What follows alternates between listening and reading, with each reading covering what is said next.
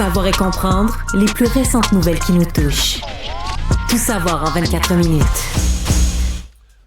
Alexandre, ce qui devait être une commission bien technique, celle sur les révélations d'ingérence étrangère dans les affaires canadiennes, la politique canadienne, mais ça s'est retourné en grosse politique partisane hier, alors que Justin Trudeau, sous un air très solennel, a renvoyé la balle dans le camp des conservateurs. Oui, vraiment. Il a attaqué Pierre Poilievre dans cette commission-là. Une commission, c'est une deuxième apparition pour M. Trudeau dans cette commission. Et jusque-là, c'était hyper technique. Oui, puis je dirais qui parle à qui, comment, à quelle fréquence. Je dirais même un peu ennuyeux. Oui, j'en parlais avec Benoît Dutrisac. Là, je te dirais que la première partie de cette comparution-là, il n'y avait rien de s'exciter le poil des jambes. Sauf que là, paf! Justin Trudeau nous fait cette révélation-là par la suite, lorsqu'il a avancé carrément que des conservateurs étaient mêlés aux manigances de pays étrangers. Il a prétendu même détenir les noms d'élus des conservateurs impliqués. Il en a profité pour critiquer le chef conservateur qui refuse toujours de recevoir sa fameuse cote de sécurité. Ça permettrait quoi? Ça permettrait de savoir lequel de ses députés se trouve sur sa liste. Et Pierre Poilievre n'a pas voulu faire ce processus-là. Parce que lui, il prétend, Pierre Poilievre, que, puis c'est la règle aussi, une fois que tu as eu ta code de sécurité, on te donne des informations confidentielles, mais tu peux plus parler. Tu peux toujours parler du sujet, mais il faut que d'aucune façon, en parlant du sujet, tu utilises les informations obtenues sous le couvert de ta cote de sécurité. Et t'as entièrement raison. Et donc, lui considère que ça le menotte comme chef de l'opposition pour poser, par exemple, sur des sujets comme l'ingérence, poser toutes les questions difficiles. Donc, il aime mieux ignorer certains faits à la limite, mais avoir toute sa marge de manœuvre pour questionner. Puis c'est un vrai sujet d'intérêt public. Est-ce qu'un chef de l'opposition doit prendre l'attitude, certains diraient c'est l'attitude responsable, quitte à sacrifier un petit peu d'attaque partisane ou d'attaque politique? Pierre Poilievre lui considère, on comprend que lui, il est du côté de la politique dure, de la politique de l'attaque, et il dit, moi, je garde ma pleine marge de manœuvre pour jouer mon rôle de chef de l'opposition, qui est de questionner et critiquer le gouvernement. Ouais. C'est en anglais, mais revivons ensemble ce moment-là avec Justin Trudeau hier. I have the names of a number of parliamentarians engaged or at high risk of, or for whom there is clear intelligence around foreign interference. Alors, on sentait que c'était placé, là. C'était les pauses au bon moment. Paul Larocque, hier, faisait remarquer que quand tu regardes l'ensemble de l'extrait, tu parles des pauses, mais avant de commencer ça, il prend une espèce... Un peu comme au théâtre, quand tu sais que tu vas faire ta tirade la plus importante. Là, il prend une respiration, il se prend un air grave et ça part. Pose sa voix. Donc, c'est sûr que c'était préparé. Est-ce qu'il a complètement tort? Je pense qu'il met une pression valable sur Pierre Poilievre pour ce qui est de savoir ce qui se passe dans son propre parti. Maintenant, ce qui est un peu gros, c'est que ça fait 1 an et demi, 2 ans qu'on parle d'ingérence étrangère. S'il y avait vraiment un problème grave dans le Parti conservateur, le devoir de Justin Trudeau, ça aurait été d'en parler avant, là. D'en parler dès qu'il l'a su. D'ailleurs, là-dessus, Mario, Justin Trudeau a dit avoir demandé aux espions du SCRS, le Service canadien du renseignement, d'essayer d'informer M. Poilievre pour l'avertir, pour l'outiller, pour mieux protéger aussi son parti. Ce à quoi Pierre Poilievre a répondu en accusant Justin Trudeau de mentir. Dans ce qu'il dit, c'est pas vrai. L'accuse de faire diversion pour justement mettre la lumière ailleurs que sur la révolte, la mutinerie qu'il y a à l'intérieur de son caucus. Pierre Poilievre s'est défendu aussi de faire preuve d'aveuglement volontaire en disant que son bras droit, lui, a reçu plusieurs briefages du renseignement canadien. Alors, mais l'aspect où M. Trudeau dit, on a essayé de l'aviser ou quoi que ce soit, ce à quoi M. Poilievre dit, non, c'est pas vrai, là, M. Trudeau ment. J'ai hâte de voir. Il va probablement avoir d'autres développements aujourd'hui, mais clairement, écoute, si Justin Trudeau voulait faire une certaine diversion, c'est réussi, là. Il a lancé un autre sujet et certains disent que ça pourrait y revenir comme un boomerang, là. Si Justin Trudeau a lancé quelque chose de trop partisan dans une commission, ça pourrait y revenir comme un boomerang. Mais le problème de Pierre Poilievre, c'est que, mettons que M. Poilievre était un politicien à la... autrefois Ed Broadbent ou quelqu'un de grande classe, peu partisan, toujours avec l'intérêt public, il pourrait dire, mais ça, c'est un coup de cochon qu'on me fait. Il est un petit peu plus rugueux. Est-ce que Pierre Poilievre peut vraiment attaquer l'autre en disant t'es trop partisan ou tu fais de la politique trop dure ou tu me fais des... Tu sais, quand t'es tellement dur comme Pierre Poilievre, tellement toujours à l'attaque, tellement toujours un pitbull, t'es dans une mauvaise position pour en appeler à une certaine éthique ou une certaine... Mais pourquoi on les connaît pas, ces noms-là, Mario? Parce que Pierre Poilievre a réitéré sa demande hier en disant la liste, rendez-la publique. Ouais. Ça, c'est une question.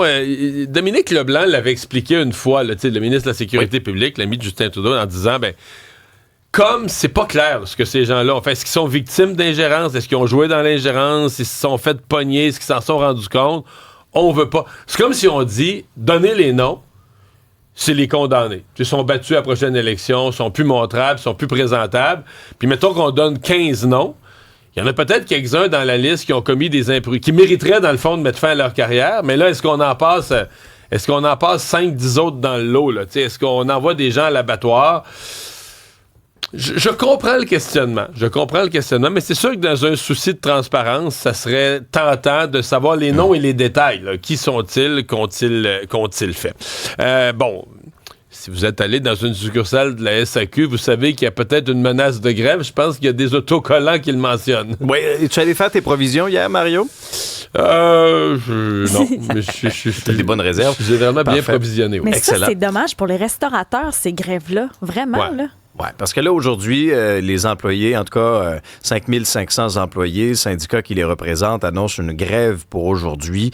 Et là, il y a eu des propos très durs de la part de la présidente du syndicat qui parle de comportements odieux de la part de la partie patronale, dit que l'employeur refuse d'aborder certaines questions essentielles là, pour le renouvellement de la convention collective. Ça dure quand même depuis 2 ans, là, ces négociations-là, le renouvellement. D'une part, la plus récente proposition de l'employeur était de 16,5 sur 6 ans. Le syndicat voulait 18 sur 3 ans indexés à l'inflation. Il y aura quand même certaines opérations. Les cadres vont quand même tenter de maintenir un certain service là, dans les succursales de la SAQ, mais vous verrez peut-être des débrayages à proximité. Mais il y a la question des salaires, mais il y a aussi la question des horaires. Parce que, pour avoir parlé avec des gens qui sont dans la SAQ, t'as les permanents. Eux, ils ont leur horaire, tout ça, ça va bien pour les permanents, mais il y a de plus en plus les employés en grand nombre qui sont des surnuméraires. Là, et je pense, sont rendus majoritaires, là, plus que les permanents. Et eux, c'est un peu du n'importe quoi, là. Ils ont des heures, ils en ont pas. Ils sont déçus du nombre d'heures qu'ils ont. Là, on les laisse sur appel. Puis, probablement que la négociation est compliquée par le fait que il y a un ralentissement, là. Les chiffres de la SAQ, depuis 2-3 trimestres, sont à la baisse. Les ventes, probablement l'inflation, les gens font plus attention, je sais pas, mais les chiffres sont à la baisse. Or, le ministre des Finances, lui, il y a 11 milliards de déficit. Il dit au boss de la SAQ, « Hey, moi, là, tu peux pas me priver de l'argent que j'avais prévu. Il faut que tu me rendes le dividende à l'actionnaire de la SAQ. Il faut que tu me rendes mon argent. » 1,4 milliard l'an dernier. Donc, on est probablement en coupure, là, le nombre d'heures des employés. Alors, ça fait probablement que les employés travaillent moins. Ceux qui sont surnuméraires ont moins d'heures. Ils sont encore plus frustrés. Dans l'atmosphère générale de la négociation, ils sont encore plus frustrés. Un petit extra chez Santé Québec. Depuis la nouvelle agence. C'est pas grand-chose. On peut 228 millions de plus. Et ça, c'est pour le remplacement des systèmes administratifs du réseau de la santé. La facture totale, et c'est ce qu'on apprend en une du journal ce matin, va dépasser les 430 millions de dollars. Et ça, c'est 228 millions de plus que ce qui avait été prévu. Et ça, c'est pour se mettre à jour au niveau technologique. Oui. Bon, tu sais que notre metteur en ondes, Jean-François, a compris de cette nouvelle-là, lui, que c'était peut-être ceci, là. Hey, c'est quoi, c'est un fax? C'est un fax qui meurt. C'est la mort. La mort du fax. Regarde le petit son à la fin. Voilà. Débranché. C'est la mort d'un fax que Jean-François nous a... Est-ce qu'on pourrait vraiment assister à la mort du fax? Mais c'est un petit peu plus compliqué que ça. Donc, un nouveau système initialement qui devait être fonctionnel mai 2026, mais là, on a repoussé l'échéance de 2 ans. On est en mai 2028. Une nouvelle solution informatique qui va venir compenser ces problèmes-là, compenser ce retard-là. Essentiellement, ce que Québec veut faire, c'est ramener sous un même toit les données des différents établissements du réseau par souci d'uniformité, pour améliorer la communication. Et le ministère dit que le dépassement du budget et le retard n'a pas expliqué que le premier appel d'offres, c'est qu'il y a eu un premier appel d'offres, on n'a pas eu de bons résultats, et là, on a dû retourner. Ça a étiré un peu les échéanciers. Résultat des courses, 228 millions de plus et 2 ans de délai. Mais si j'avais la confiance absolue que ça va marcher, là, qu'on fait la bonne affaire. Parce que, tu sais, dans n'importe quelle entreprise, se mettre à jour au niveau informatique, surtout quand tu gères autant d'informations, autant de données, puis que tu veux une circulation, puis que tu pourrais accélérer le travail, les médecins auraient accès plus rapidement. Si j'étais convaincu que tout va bien aller, je dirais, regarde, c'est un coup à donner. Puis on le fait dans nos vies. Là. À un moment donné, on dit, regarde, il faut toujours bien qu'on règle ce problème-là dans notre maison. Puis on va acheter un nouvel équipement, puis ça va être fait, puis on va payer un peu plus que prévu, puis ça va être réglé. On est terrorisé par la peur que dans 1 an et demi, on va nous dire que ben là, tout ça n'a pas marché, puis là, finalement, il faut mettre 100 millions de plus, puis que ça marche à moitié, puis le médecin rentre dans le dossier, mais qu'il ne voit pas... C'est un petit peu ça qui nous rend, sceptiques, quoi qu'il faut rester, je sais, optimiste, surtout à cette heure-ci le matin. Jean-François Roberge qui a fait une sortie, j'oserais dire qu'il a senti le besoin de nommer les choses à l'école Bedford dans Côte-des-Neiges. Parce qu'on marchait sur des œufs au sein du gouvernement. Les fonctionnaires, dans ce fameux rapport-là, n'ont pas utilisé le mot religion. Non, on parlait d'idéologie.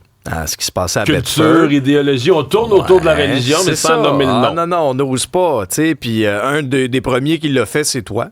Le matin même où c'est sorti, après ça dans le journal également. Puis le ministre Jean-François Roberge va dans le même sens. Il parle de dérapage sérieux, ce qui se passe à Bedford. Rappelez-vous, là, c'est une clique d'à peu près 11 enseignants d'origine maghrébine qui auraient pris le contrôle de l'école, qui n'enseigneraient pas nécessairement toutes les matières, refuseraient l'accès aux ressources supplémentaires. Si j'ai parlé de caractère religieux, comprenons-nous, il y a des enseignants d'origine maghrébine qui viennent des mêmes pays d'Afrique du Nord, pays musulmans, mais et qui ont débarqué complètement de ça, qui ont dit non, nous c'est pas, on veut partir.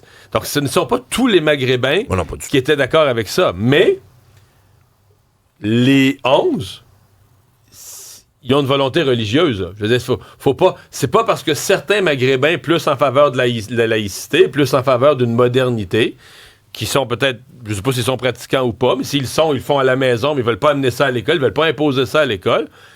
Très bien.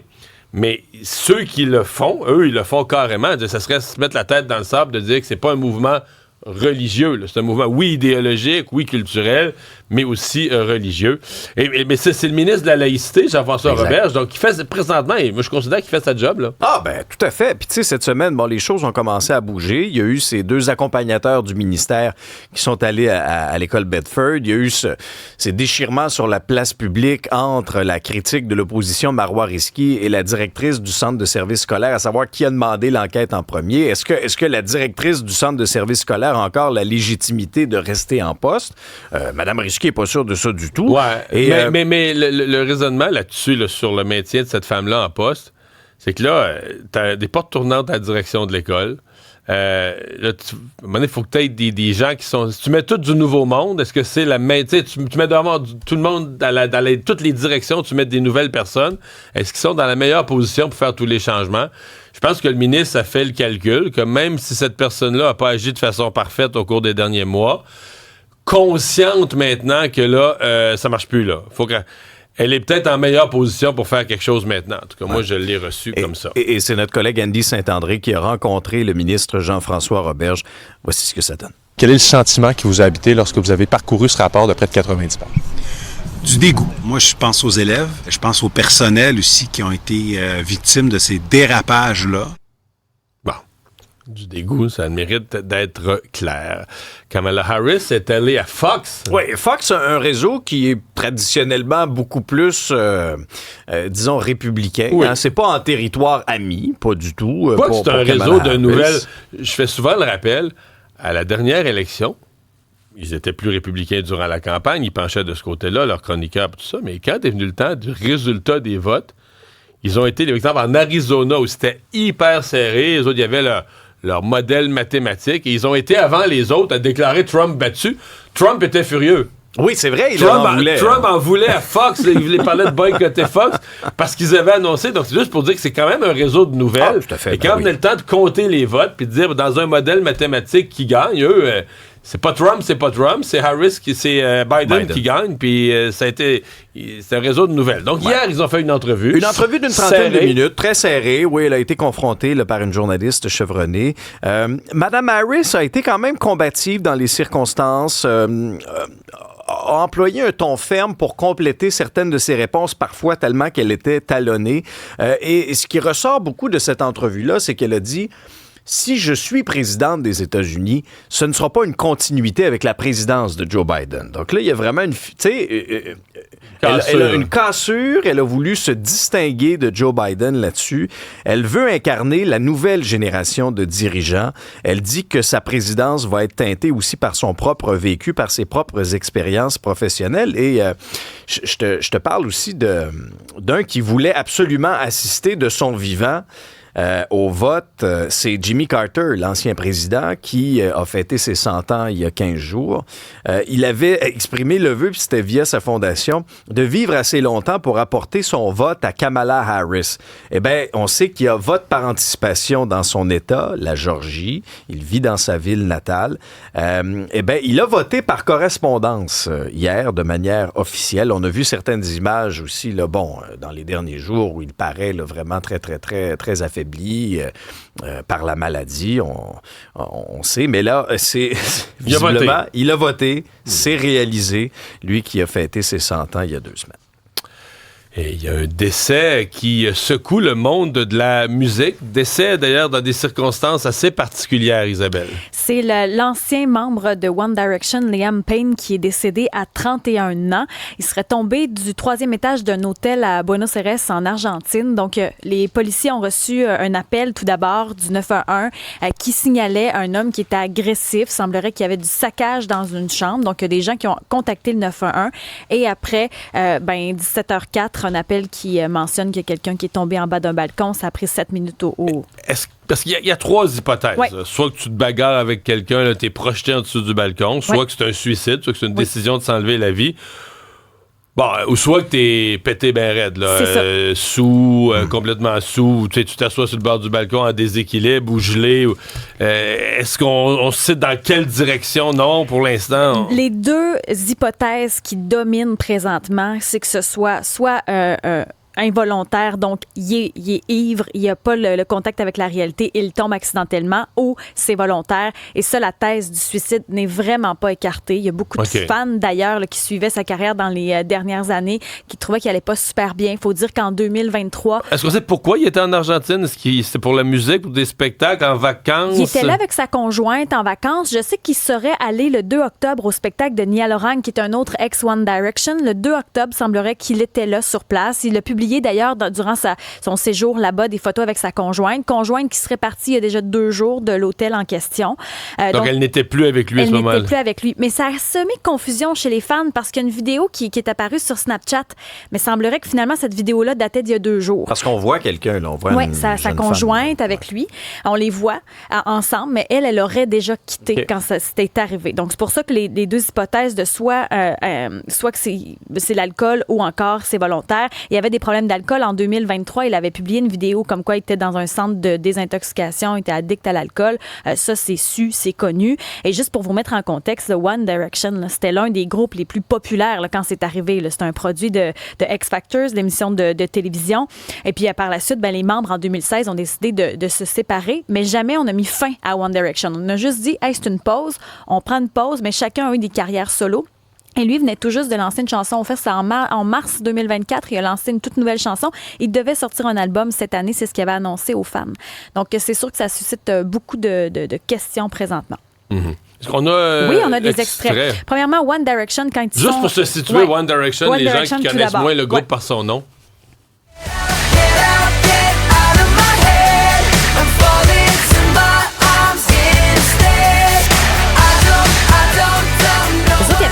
Albums en leur actif. En 2010, ils sont arrivés. C'était l'espèce des Backstreet Boys de cette génération-là. Là. C'était la même ampleur. Là. C'était vraiment ça. T'sais, d'ailleurs, Harry Styles, on connaît sa carrière. Niall Horan, on connaît sa carrière solo. C'est vraiment ça. Chacun est parti de son bar avec son petit baluchon, sa carrière. Et Liam a fait la même chose. Donc, il a lancé un album en 2019. Il a lancé des singles. Et sa plus récente chanson, celle qui est sortie en mars 2024, c'est celle-ci. Elle est plutôt triste, d'ailleurs.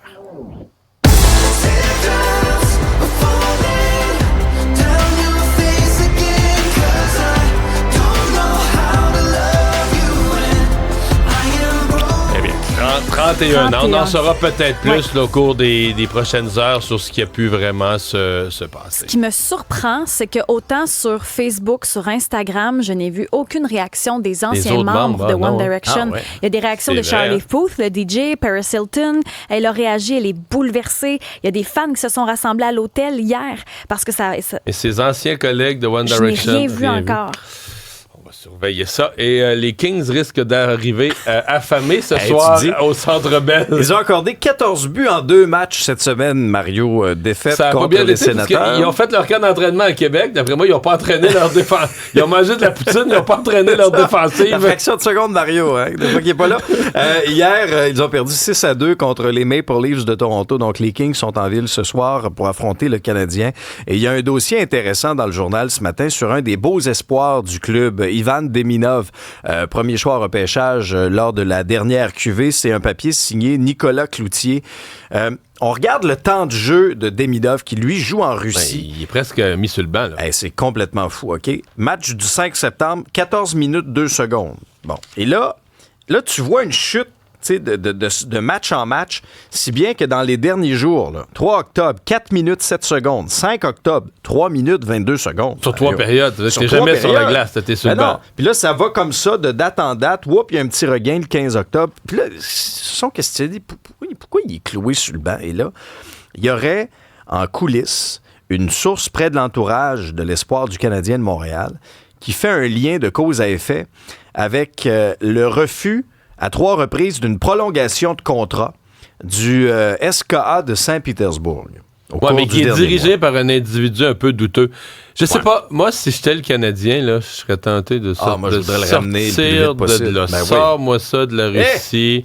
Ramène ça dans Ça des coûtera ce que ça coûtera. On le Ramène-moi sort là de là. le jeune homme dans des conditions saines, là, tu sais, bien entouré, mais dans des conditions saines pour son développement, parce que ça a l'air qu'il a un talent fou. Résumer l'actualité en moins de 24 minutes, c'est mission accomplie.